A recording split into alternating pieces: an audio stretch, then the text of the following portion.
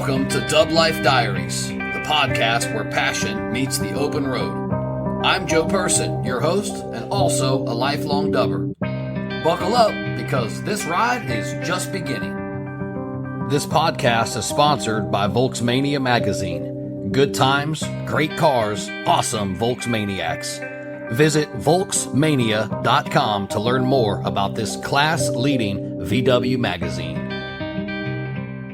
Alrighty, VW fanatics, Volks maniacs, grip the steering wheel tight because today we've got one hell of a show for you.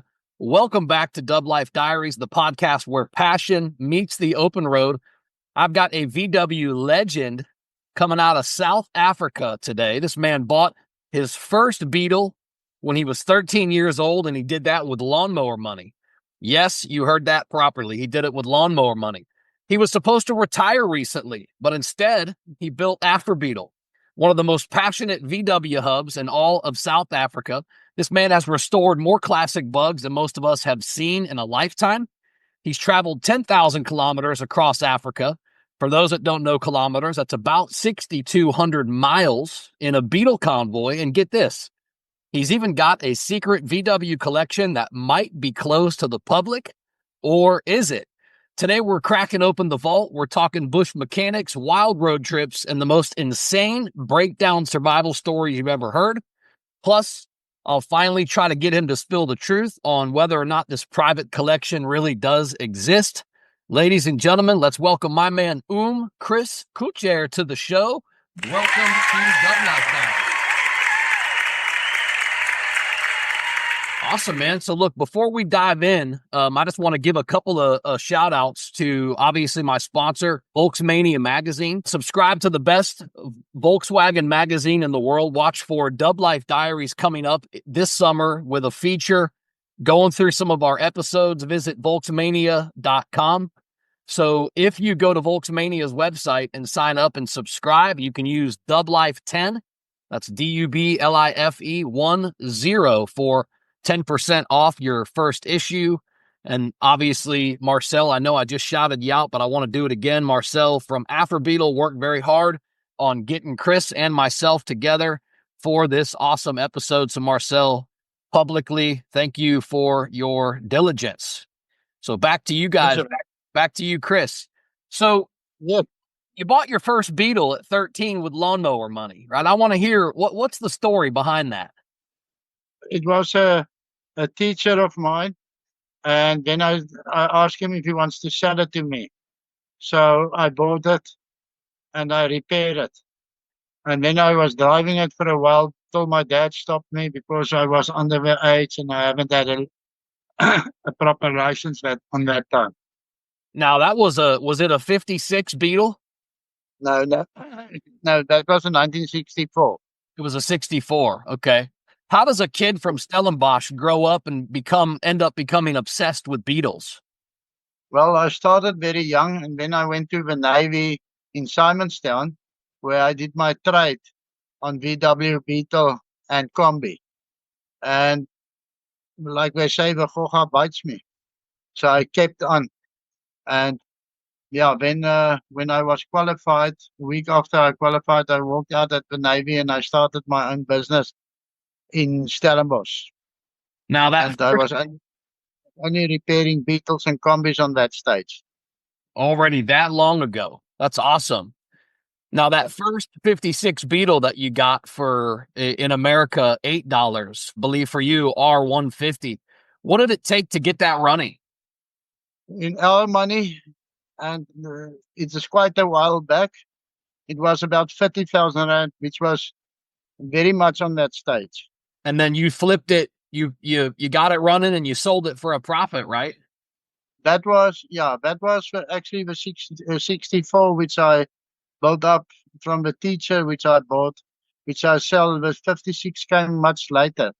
What was it like back then to be, have your first VW flip, your first hustle? Oh, it was nice. It gave me quite a kick to have my own Beetle, and nobody else of my friends haven't got any cars. And then I sold it, and I made quite a bit on it. And I bought that one for 500 rand, and I sold it for 1,500 rand. Wow, you tripled your money. Yeah, but I had costs as well. I spent it about $300 on it. Okay. Now, Beetle lovers, they say that you never really retire. So I know that you were supposed to retire here recently in the last couple of years, but then you started Afribeetle. So what made you start Afribeetle? Well, I had all the spare parts, and I couldn't sit still. And people contacted me, and they asked me to help with the bugs. And then I started to reopen the business again. What did you do in your professional career in the time that did not have Afribeetle? That was only 10 months. I was resting a little bit. You were I resting. helped. Yeah, I helped a little bit with the other Beetle place, but yeah, I decided to start my own again, every Beetle. You had mentioned the George Motor Show wins in some of our previous conversation. Did you expect to walk away with wins or with trophies from the George Motor Show? Walk me through that just a little bit about what that was like. No, you never know before because you don't know what not rock up at the shows. But I knew I've got a good chance, and I was winning a couple years after each other, and then I stopped to go. What do you think separates your builds from other shops that also restore classic Volkswagens? Definitely quality and originality. Quality and originality. Two very good statements. Quality has got to be there. I've talked to a few other folks that restore Beetles for a living as well, and they mentioned the same thing, that the quality and the standard has to be very high. So I certainly understand that. Let's talk about the VW community because you've been a part of it for a very long time.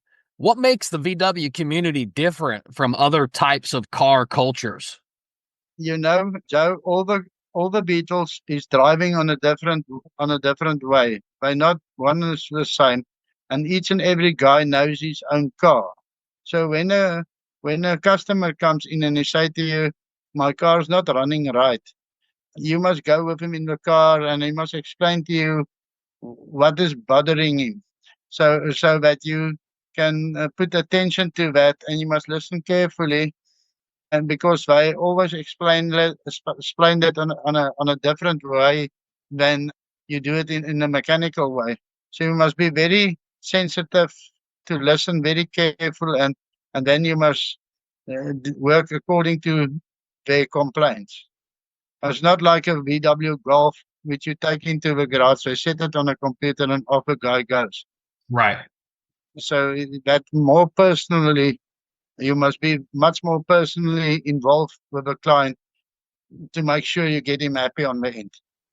And then as far as the vibe of the culture goes, like when you think about the whole VW scene, especially there in South Africa, how does the scene differ from other types of car scenes? Okay, you see, in the old days, a Beetle was for the low budget market. And these days, people get finance on new cars, and it's easier for them to buy a new car than to buy a Beetle and have it repaired.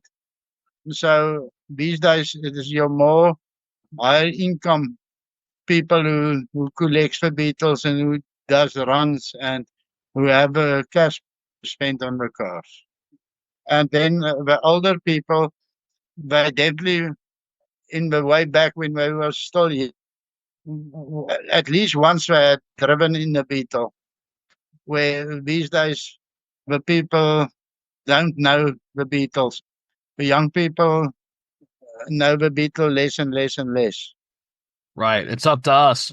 We got to keep promoting air cooled and making it cool so these young kids look up to these cars. My kids love them, but Yeah. I feel like I have that responsibility for, making sure. I tried to have one of my kids, my boys, he just turned 16. I tried to have him go take his driver's test in my Carmen Ghia. I've got a 71 Carmen Ghia to my wife's. Oh, no. Yeah, and I was going to have him take the test, but the day that we went to leave the driveway and head up to the testing center, one of the requirements was the horn had to work. And I went to test the horn and it didn't work. I'm like, oh man. So it's always something, right? Yeah, a Beetle, a Beetle is a very personal car. I agree. I agree. Let's talk about there's a big debate out there in the community, and that is keeping things original or customizing that whole world of becoming custom and all that type of stuff. Where do you sit in the modified world debate? Do you think they should stay custom or do you think they should stay original? Definitely stay original. I don't do any customs. No customs. I thought I pictured that from your website. When I looked at your website, it looked like some very beautiful work, but it look like everything was stock. Yeah, stock standard. Stock standard. Because then they worth more money as well. Now, you've probably met a lot of people over the last, many years, 40 plus years that you've been working on these cars. What's one of the craziest characters that you've ever met in the VW scene? A guy wants me to cut off his roof of his VW Beetle, which was very, very, very original. And on the end of the day, I convinced him to sell the car to me and buy a beach buggy. Awesome. So he wanted you to cut the roof off. He was going to try to have a hard top, huh? Yeah, he wanted no roof on the car. So I said to him, why don't you buy a beach buggy when the roof is already off? I've also got a 74 thing, and I love I can take the top down. I can fold the windshield down. There's no better feeling than driving up the beach. I live on the west coast of Florida. So, I can cruise down the beach, but I love that same feeling of being able to feel all the wind. Yeah, that's more or less the same as a Kugelwagen, eh? Yes, it is. That Type 181. Yeah, I've got a couple of real Kugelwagens. Ooh, that's cool. Yeah. So your wife has also been involved in the past. You had mentioned that she has also helped fix some engines way back in the beginning. How did that happen? How did you get your wife into it? Well, we were still dating on that stage, and when she come and visit weekends, I was working in the garage, and she had to help me because I couldn't afford that day somebody to rent somebody to help. so so you put the old wife out there in the shop. How'd she do? She do good? Well, she was fine. If I explained to her, she did it very well. Awesome. Smart girl too. That's great. So let's So touch what? on this cross Africa trek that you guys took from, hopefully I say some of these cities or these areas properly, but from South Africa to Namibia, Botswana, Zambia, Kruger, and coastline. That's quite the trip, which we already looked. Talk to me about that trek. We started in Cape Town, and we went all the way up to Durban, and then from Durban we went all the way up to Windhoek, and from Windhoek we went all through the dunes, uh, and Sosselsley and that places, and then we went back to Windhoek, and then we went from Windhoek to Botswana, and from at Botswana we went past the Deltic, and then from there we went all the way up to Zambia to the big falls, and then we came back all the way, and we went through different national what is national park, and then we went through the Kruger National Park, and then we went all the way back to Durban, and from Durban we went all through all along all of the coast, through the Transkei, right down to Cape Town again. Wow. And that was 10,000. That was 10,431 kilometers. Amazing. So it was over 6,200 miles, which is just yeah. And there was 12 cars, and all of them made it. All of them made it. Now you did tell me a little bit about the Zambia breakdown. Yeah, but you also said you were very prepared for you were very prepared for you to have a problem. I think you mentioned you had extra engines and all kinds of stuff, but tell me about this breakdown. We, what happened is the clutch packed up, and from the sand, the bolts was eaten up, so a spanner doesn't fit on them anymore. So we couldn't take the engine out. So what I did is I had a breakdown all along with us, and then I took that car and I drove that one, and the people of that car drove with me, and I drove it without the clutch, all the Without way the clutch. from Namibia up to Durban, and from Durban down to Cape Town. Wow. That must have been pretty exhilarating. You drive it on the revolutions, and when you want to start, you put it in first, you turn the key, and it hop up and goes, and you change over on the right revs, and there you go. Yeah. Now you had talked about how you had served some steaks, some big T-bone steaks on this trip. 1 kilogram steaks. So, that's a 2.2 pounds in the US. That's a big steak. Is this the secret? Is this the secret to keep this convoy going? No. Every night, every camping site, we made food all together.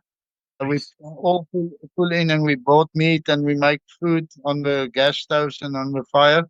But when we got back to Cape Town, the last night we were camping on my farm, and there I ordered between 1 and 1.1 kilogram T-bone steaks, and I was braaiing that for them with a lot of salads and braaibroodjies. What is braaibrood in Engels? We made toasted sandwiches on the fire with onion and tomato and cheese on, and then the people couldn't eat it up. Most of them haven't eaten, only not even half of it. Too much. That's a big T-bone, There was one Irish couple with us on the trip. It was all overseas people, but one Irish guy, he finished his steak. Wow. Yeah, and he was about 81 years of age. Wow. He was enjoying that thing. Yeah, he enjoyed very much. And I put a nice marinade over the steak, so it was very nice and juicy and lekker. Nice. So if you could plan one more dream VW trip, where would you go? Exactly the same. I will only cut out Durban, and I will go straight from Cape Town to Namibia, Botswana, Zambia, maybe another country or two up in the north. But first, I have to get the clients which is interested to do it. Right. Get the small convoy again. Now, small convoy.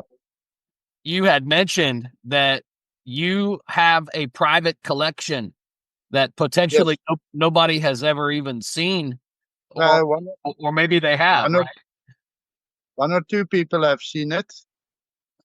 The problem is I can't take people into the shed where it stands because you can't walk through them. They too closely parked, and there's boxes and boxes of spare parts between the cars packed. So there really is a private collection. What's the rarest VW that's in that collection? 1951 Splitty. Wow.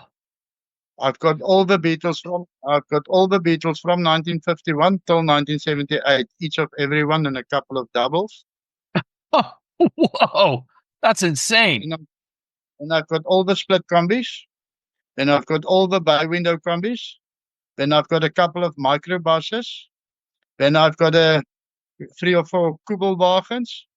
Then I've got all the Carmangias. And that's all the cars were sold in South Africa. No? And then the nicest thing I've got is the 12 356 Porsches. Amazing. No, 150. Oh my goodness. 150 cars. This is like a museum. About 100, exact is 129. 129 cars. Unbelievable. unbelievable. I would say that that is a pretty awesome collection. Closed to the public, only a couple people have seen it. That's completely crazy. I would love to see that collection. I'm going to do in the next year, 2, 3. I'm going to do an international auction on the internet, Well, and then I know I a will couple get back. guys I could put you in touch with that would be, very excited to see that collection and potentially get their hands on some stuff. Well, when I'm ready, I will definitely let you know, Joe, and Awesome. maybe you can help me with that, with the advertising of that auction. Yeah, I'd be happy to. So, normally I ask this question to my guests. I ask them, what's your favorite VW? But you own all of them. You have 120 something of them. So, out of all of those, what's your favorite design? What's your favorite model? What's your favorite year? 1956 oval. So, 1956 oval Beetle. That's absolutely awesome. I Yeah. love oval windows And, myself. I'd like to get one day. and you know why that's my special one? Tell That me was why. the first. That was my first one, which I restored, and then I sold it. And then I started 5, 6 years later, and I buy all the Beatles I could get hands on. And that was in the 80s. I bought them in the years 1984, 85 till around about 2000. Now you have this collection. Do you maintain these cars? Do they get driven or are they just sitting? No, they only sitting. Only sitting. They all, they all in a, well, they all in 100% restored condition. But they were parked in the shed on the farm and wasn't driven, so they will need new batteries and the brakes, and the engines have to be started up. But then what I do from time to time is I take a spanner and I turn the engines. But Gonna yeah, I must get them out and I must get them up and running and I must get them cleaned again and I must get them on the auction. I can't wait for one day to hear about when some of those cars become available for sure. That has got to be a huge announcement in the VW community. I'm sure you won't have any trouble relocating a lot of those cars. Yeah, I think all of them will sell. I must Oh, yeah. only when it's ready, I will let you know. Are most of them right-hand drive? All of them is right-hand drive except a 1967.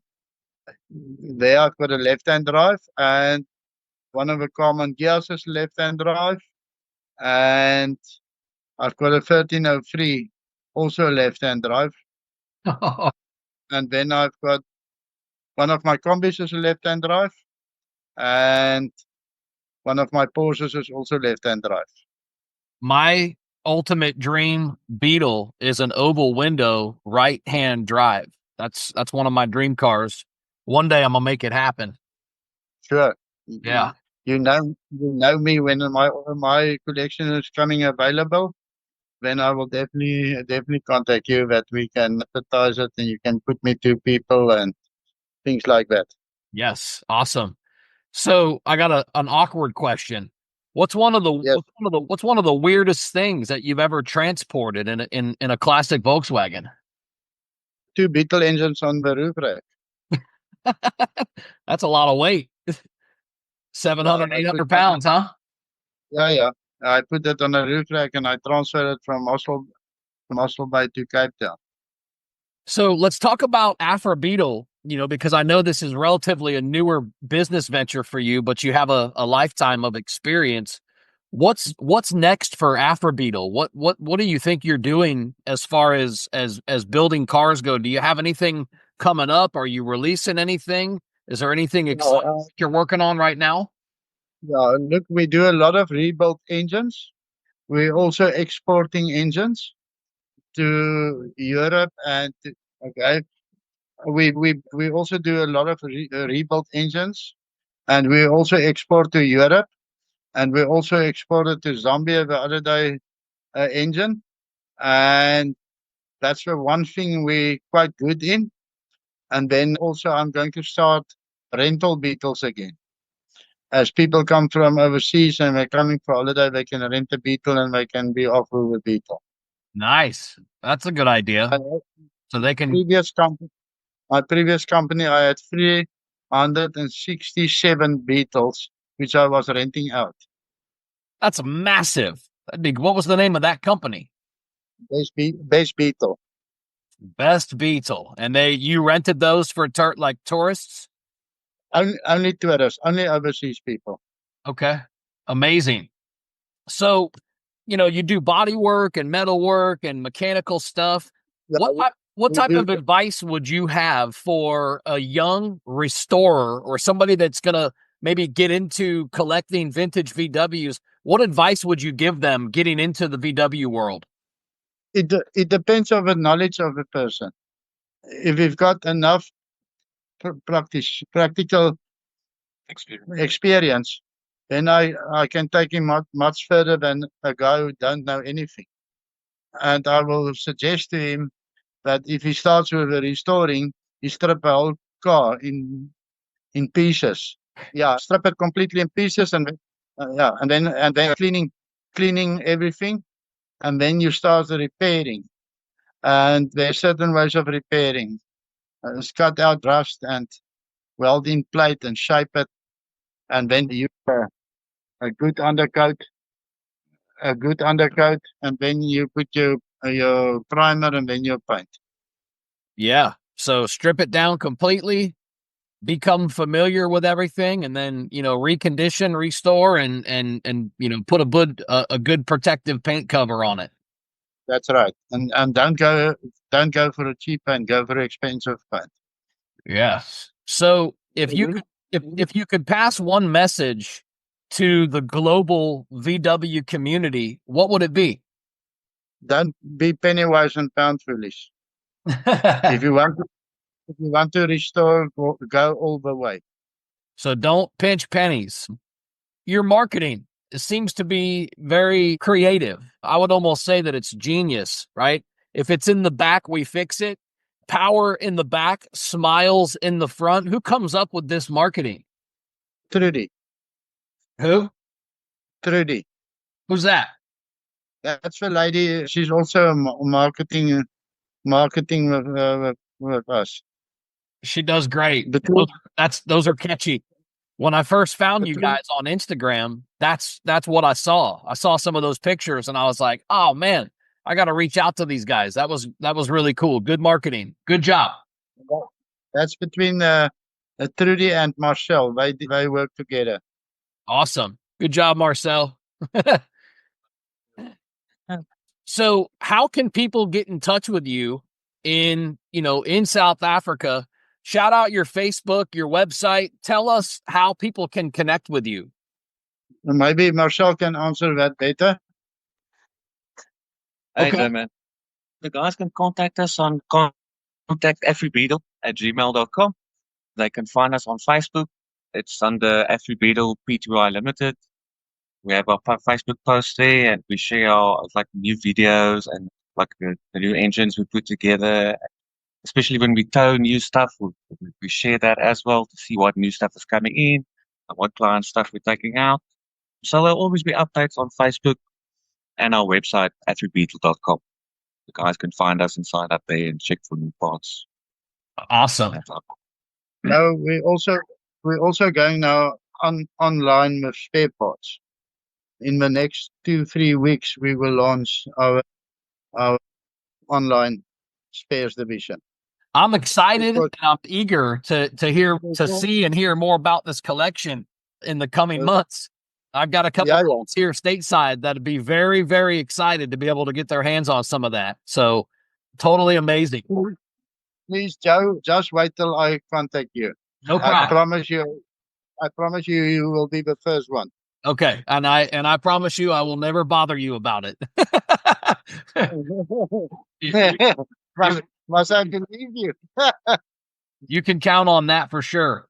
We appreciate it very much that you gave us the opportunity to do interview today. Yes, thank you, And guys. And that's a wrap for this episode of DubLife Diaries. Thanks for riding along with us and diving into these incredible stories of the people in the dubs that drive their dreams.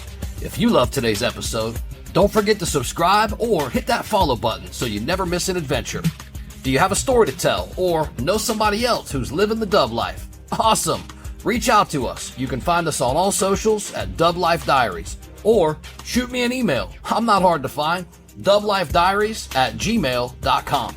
Until next time, keep the engines humming and the wheels turning, and always follow the road that inspires you. This is Joe Person. I'm signing off. I'll catch you on the next ride.